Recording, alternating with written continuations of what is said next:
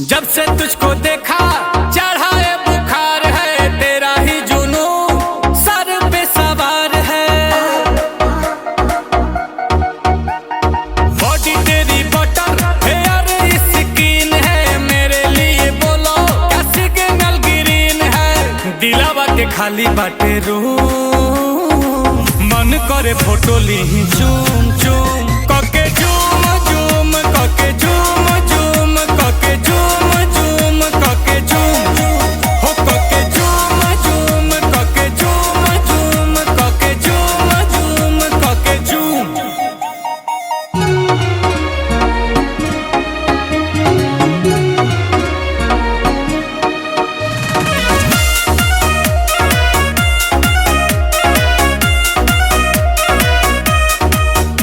वो मीठी मीठी बातें गजब की मुलाकातें, वो याद आती है रात जाने जा।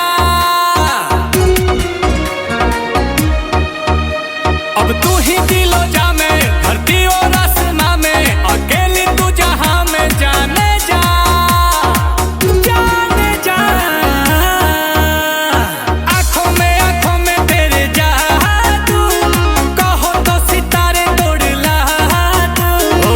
देखो ही में लागे लू मासूम, तोहरे ला करतानी हूम हूम कके झूम झूम कके झूम झूम। तहर फोटो हम देखी कके झूम, ता जला झूम झूम जला झूम झूम, तके देखिए के मन जला झूम।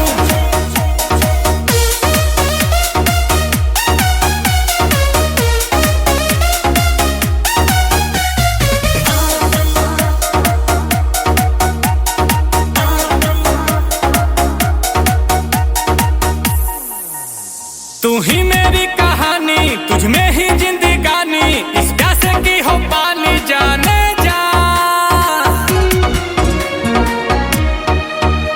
ये दिल तेरा दीवाना, तू मेरा ही ठिकाना, मौसम है आशिकाना जाने जा जाने जा। सांसों में तू बसी है, लबों पे मेरे तू ही हंसी है। गुची के लगा के परफ्यूम, फिगर ब्लास्ट करे।